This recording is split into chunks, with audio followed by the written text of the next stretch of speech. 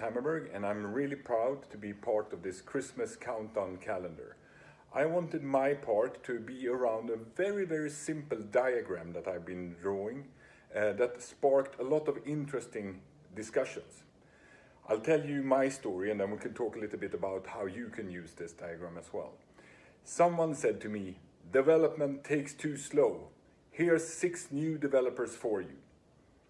And obviously I didn't want that because that just makes the project even slower. But I had a little bit of a problem convincing the person about this. So I drew this diagram. Imagine that everything above this line is time where we're working. And everything below this line is time where we're waiting. Then, for most processes, it looks something like this. We work for a while, then we wait quite a long time, and then we work, and then we wait, and then we work, and then we wait. That probably goes on for a while, and then we work the final little bit. Most people actually agree that this is correct. And now, dear customer, you said that development was slow, right? So here are the developers. They were slow. And you said, let's make that faster. Although I might disagree with you that more developers make it faster, let's say that you're right. Let's say that you now optimize the process a lot. So our developers actually only take that long. Thank you very much. That was super helpful. Not. Because the total time is still extremely long. We have, I agree, optimized development, but that doesn't help the lead time. The cycle time for development is lower, but the lead time is still longer.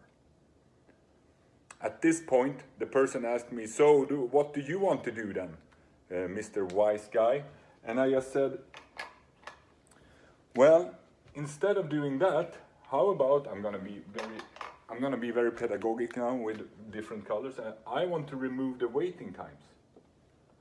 And I know a really easy and super cheap way to do that. Let's do this. Let's take these people and bring them into a room and let them work on the one problem at a time. The obvious counter argument is, well, we don't really have time to do that. They have other more important things to do. So this was not important then. Was that what you said? No, you told me that this is the most important thing. So if it is important, then let's put your money where your mouth is and show that. So this little diagram has helped me a lot because it sparks so many interesting discussions. It's a kind of value stream map, but very simplified. As you see, I have not shown anything about what the different stages is called, except development here, then in this case.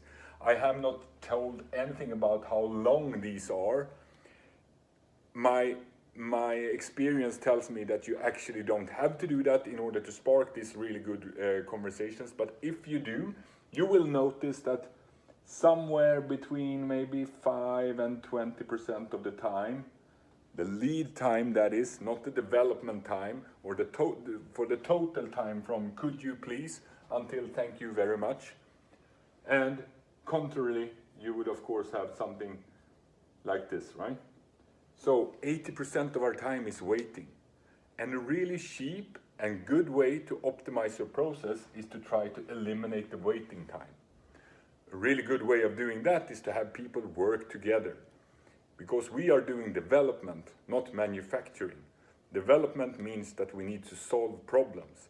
We need to do that by bringing all the intelligent people that can solve the problem together. So the obvious counter-argument against mob programming that this would actually be bringing everyone in the same room to do the whole project, solve the whole problem at the same time. The obvious counter-argument would be, well, should we get the whole company into one room and have everyone waiting all the time then? Not yet, is my answer. Because your organization or your process cannot sustain that low levels of work in process. That would be one for the entire company, and that would require extremely fast flow. But you could do that for part of the group, and I've noticed that 4 is like the average. 3 to 5 people is a good working group that you can actually solve a problem from ID to production. From could you please until thank you very much. Other things that might pop up when you discuss this is why do they wait? Why don't they just pick that other thing up? Well, they actually have other things to do. And I met one client that when I drew this said that this is a stupid diagram. No one would wait like that. If you have nothing to do, you pick up something else. Well, that's the problem.